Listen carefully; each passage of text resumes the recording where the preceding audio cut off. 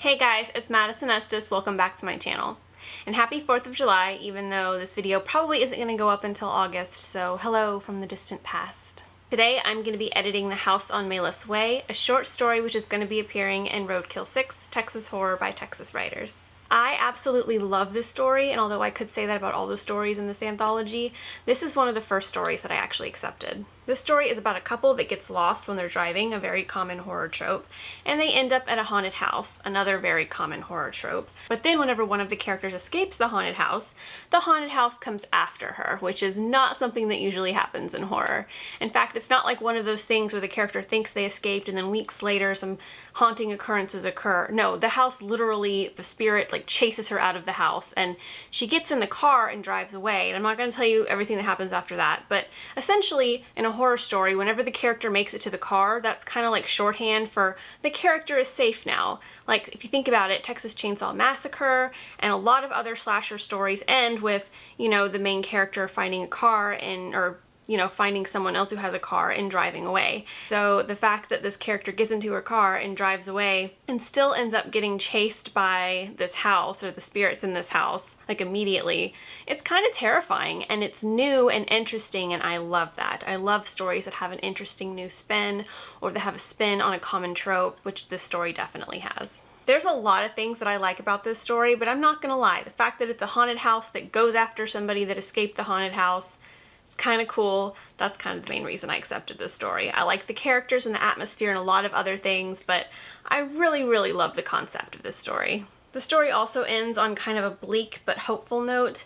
Again, I don't want to go into too many details, but I do want you guys to check out this anthology and read the story, so I'm hopefully just giving you enough to pique your interest and make you want to read it. But yeah, the story kind of has, I wouldn't say a bittersweet ending, I would say it's actually almost a hopeful ending, but it is a little bit dark, and it's kind of darkly funny to the last line. The majority of the story isn't that funny, but it kind of ends on an almost humorous note, even though again it's also kind of bleak. So I just love that. I love this whole story. I don't think I'm going to be editing that much in terms of content. I think I'm mostly going to be proofreading, line edits, things like that, and I'm really excited to get into it.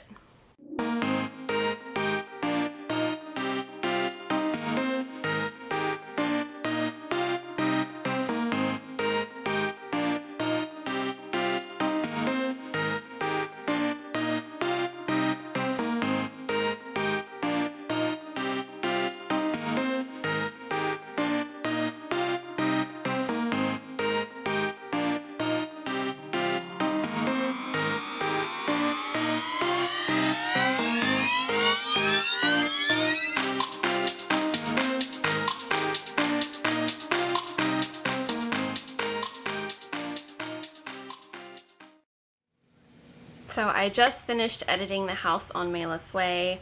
I was right, I didn't have to do much except for a few line edits here and there, mostly proofreading stuff. There was one thing I added. There's a scene at the climax I'm not going to get into, but the character says and reveals some things about herself that indicate she's a Christian, or at least very religious. So I added a suggestion for earlier in the story to mention her maybe playing with a cross necklace or something. Just giving us a little hint about the character's religious beliefs so that later on in the third act of the short story it's not as much of a surprise whenever it takes a slightly religious turn. I just thought that would add a little bit more consistency to the story and just give us a little bit of foreshadowing about what's to come. It's probably not a detail that a lot of people would notice, but I think that it just makes the story feel a little bit more cohesive, and it makes that third act feel just a little bit more, it just makes it feel like it was foreshadowed more. So I like that suggestion. I think that the author's going to agree with me too, and it's a very minor suggestion. Like I said, for the most part, this was just line edits. I think tomorrow I'm probably going to edit Caro Comes Home or The House of Sad Sounds by Bev Vincent. I think either one of those stories isn't going to require a whole lot of work. I'm thinking in particular The House of Sad Sounds is going to be a really fast edit, so I might actually try to do 2 edits tomorrow. Maybe I'll pick one of the other short stories to edit tomorrow. We'll see. I have a lot going on right now. I'm finishing up revisions with those other clients, and I'm also working on a scholarship application, so I have a lot going on, not to mention some stuff in my personal life, which is good stuff. I have good stuff going on in my personal life right now, but it's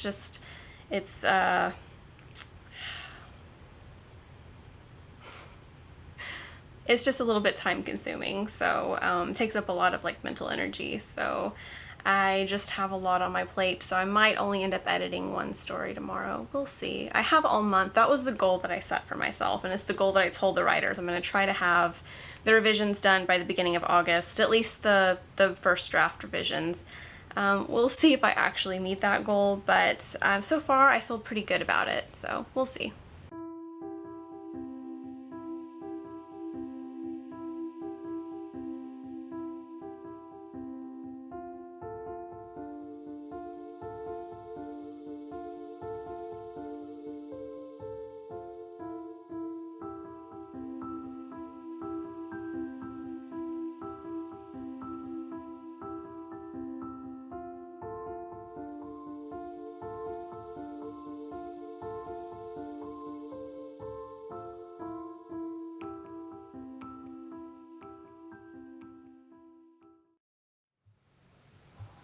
Hey guys, it's been a while since I've vlogged.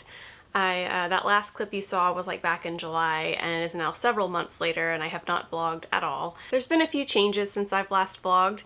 There is now an additional bookcase in my office, and I'm experimenting with a ring light, so if the lighting in this clip looks a little bit harsh or a little bit different, that's the ring light. During the time between this last clip and this clip, I have edited Bev Vincent's The House of Sad Sounds, which I can't really talk about too much without getting into spoilers, but it's basically a home invasion story. And in that story, I didn't really do anything except proofread. It was very polished, very well done. There wasn't anything else to edit. And the story that I just edited was Caro Comes Home. This story is about a woman that is an insect-like creature, possibly alien, and she marries this man and has a parasitic relationship with him. She seems to feed off of his energy. And I don't want to talk too much more about it because it's another one of those stories that's like really easy to get into spoilers. But part of the story where it gets interesting is the part where they kind of decide to start a family, or she decides, but he was kind of on board. And I don't want to go into any more details, but it's a very emotional story. It's kind of bittersweet and oddly romantic despite being horrifying. Insect horror is in particular it hits really hard with me. I'm terrified of insects, so love this story. I'm thinking it might be the last story in the anthology. I'm kind of torn between this story and Cemetery Days, which I'll talk about in the video where I'm editing it. Those are both two very emotional stories, so I'm not sure, but either way, I love this story a lot. I didn't do too many edits for this story. For the most part, it was proofreading. There's one part during the climax where I kind of broke up some of the compound sentences and made those sentences a little bit shorter in order to increase the pacing and the intensity of that scene. But for the most part, it was just proofreading, and it was a pretty simple story to edit. If you enjoyed this video, please give it a thumbs up and hit that subscribe button. On this channel, I post book reviews, writing advice, writing vlogs, and horror commentary. Thanks so much for watching, and please be on the lookout for Roadkill 6 Texas Horror by Texas writers coming to you soon. Bye. I'm doing this for my screenshot. Okay, I didn't know. She wants a vlog. A dog vlog. She wants a dog vlog.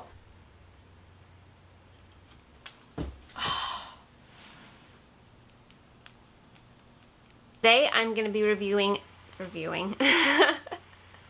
editing,